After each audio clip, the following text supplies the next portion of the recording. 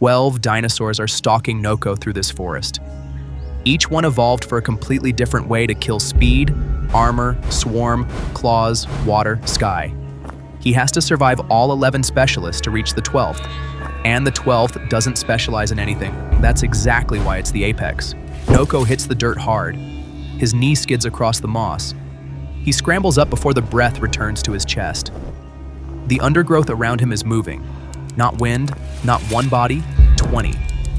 They emerge in a loose ring, turkey-sized, long neck, mottled in greens and browns that vanish against the leaf, litter the moment they stop moving. Compsognathus. Individually, a knee-high lizard with delusions. Collectively, a different math entirely. The pack circles, not in chaos. In rhythm feet, falling in a staggered pattern that means at least 3 are coordinating pressure on his blind side. 1 darts in. Teeth rake his calf. A second is already on his other side before he's finished processing the first. The bites are tiny, serrated, built for tearing small chunks from prey too small for the bigger predators to bother with. 1 bite is a paper cut. 20 bites is an exsanguination. He kicks, connect with something. It tumbles, recovers, returns at half a step distance from where it was. They're not afraid of his foot. They've already tested it. His bootlace is shredded. There's blood in his sock. He scrambles onto a fallen log. The pack circles below, hissing. They cannot climb. Then they scatter. Not because of him, because of whatever is coming through the brush behind him. Something heavy enough to move 20 predators off a meal. A bowling ball on legs steps into the clearing. 450 kilograms. The skull dome is 25 centimeters of solid bone thicker than an apartment wall. Pachycephalosaurus. It lowers its head and charges. Noko dives sideways into the ferns. The dome hits the log he was just standing on and shatters it. Wood pulp sprays across his goggles. Impact force comparable to a motorcycle at highway speed, and the dome absorbs all of it without fracturing. It pivots for another pass. Recent biomechanical work suggests pachycephalosaurs didn't headbutt face-on like bighorn sheep. They flank-butted, targeting the ribs of rivals. Sideways impact. Harder to dodge. It isn't aiming for his face. It's aiming at the side of his torso. He puts a tree trunk between himself and the dome. Bark explodes. The tree is being held. The Pachycephalosaurus stops, snorts, ambles off. An herbivore. It didn't want to eat him. It just wanted him to be gone. His shoulder is bruised to the bone. Goggles cracked. Damage starts to accumulate. The next clearing has 3 parallel grooves carved into the dirt, each a meter long. He follows them. What's at the end is stripping bark off a tree. Therizinosaurus, pot-bellied, long neck. 3 claws on each forearm, each full meter long, curved like scimitars. A giant sloth crossed garden shears. Almost certainly a herbivore. Meter-long claws for pulling branches. Herbivore doesn't mean harmless, it means it doesn't want to kill you.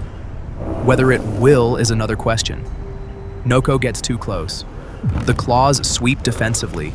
3 meters of dead air around the animal that no human, no T-Rex, no predator with any sense will enter twice. 1 claw catches his backpack strap and parts it like wet paper.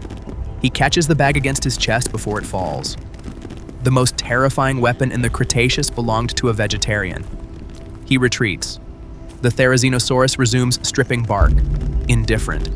The next set of grooves is heavier, wider, whatever made them drag something behind it. The dragged thing is a tail, bone the club at the end.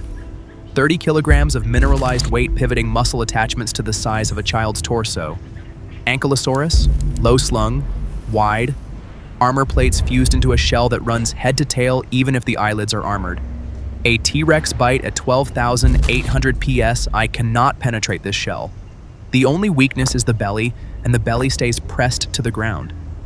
Noko circles too close. The club swings. He feels the air moves against his ribs. Biomechanical estimates have an impact on car crash levels. The same tail strike has shattered T-Rex tibius in fossil specimens. You cannot start this fight. The optimal strategy is the one T-Rex used. Walk around the tank and find something else to eat. Noko walks around the tank. The brush at the tree line shifts. Not heavy, light, accelerating. Carnotaurus bursts into the open at full sprint, 48 to 56 kilometers per hour, faster than a horse.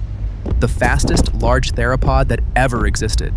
Lightweight skull, elongated tibia for stride efficiency, and absurdly tiny arms smaller than T-Rex proportionally because arms create drag, and Carnotaurus traded them for raw velocity. It can't grab anything. It doesn't need to. At this speed, the skull is a weapon. The bull horns above the eyes aren't decorative. They're impact absorbers.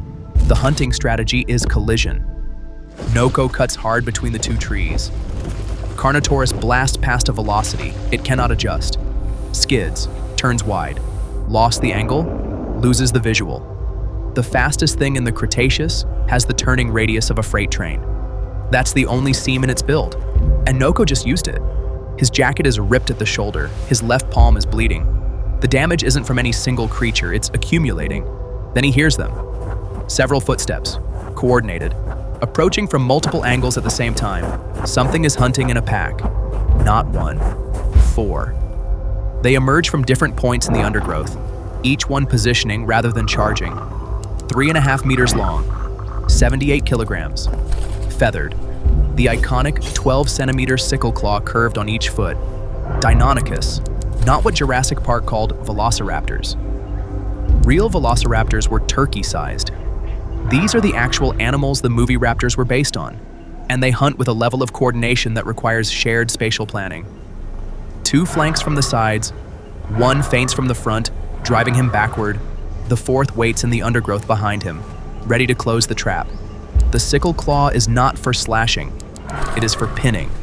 Hooks into flesh, holds prey in place while the jaws tear. Noko spots the ambush at the last second. The concealed Deinonychus shifts its weight. The foliage moves a centimeter. He bolts sideways, breaks the encirclement at the seam, crashes through dense ferns. The pack does not follow their ambush predators, not pursuit predators. The trap closed empty.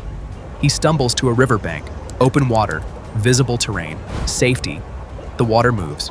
A ripple, not from the current, from something below the surface, heading toward the bank. The river erupts.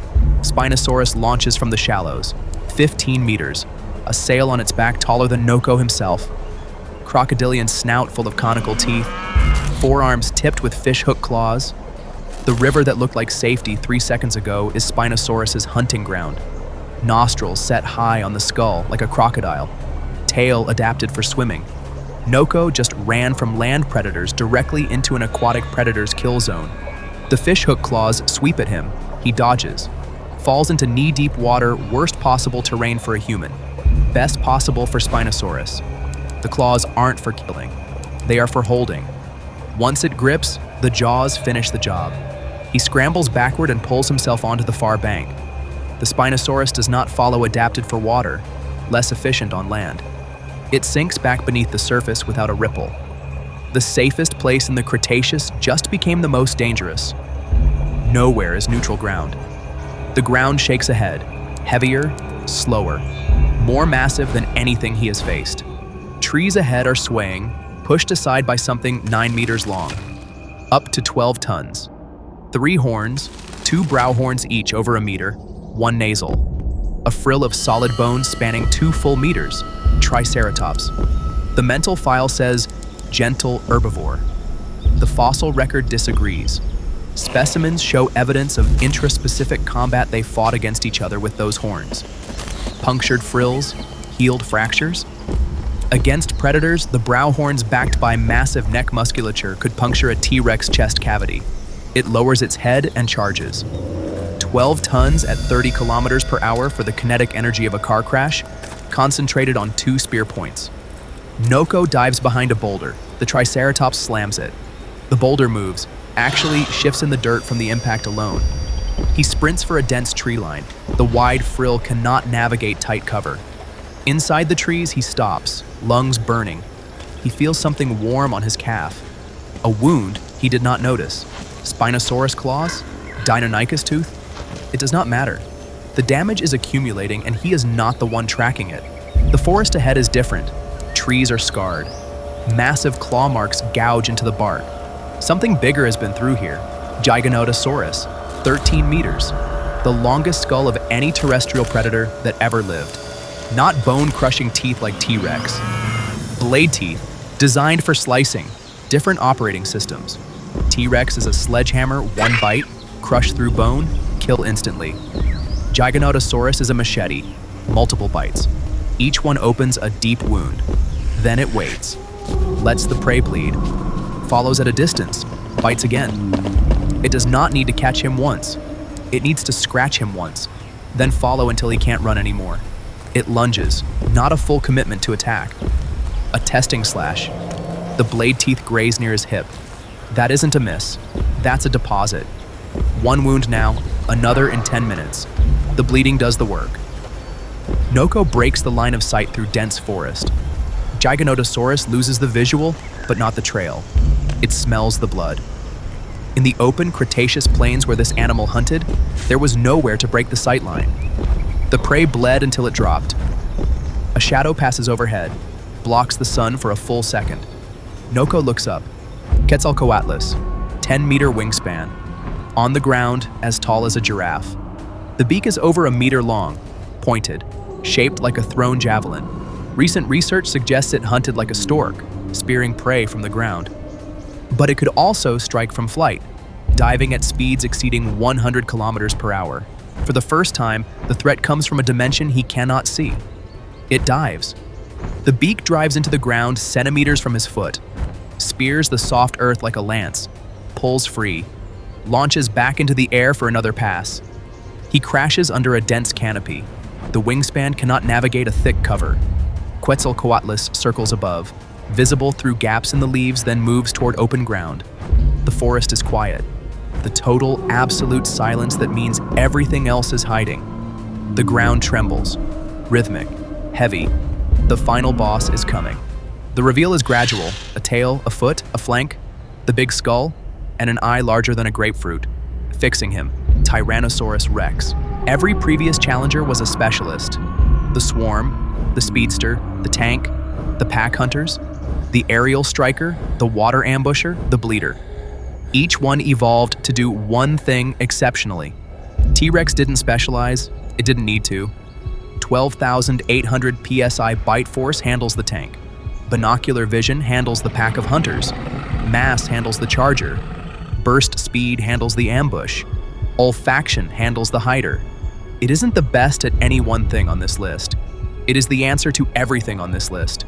Noko is battered, jacket torn, goggles cracked, boot sole half detached.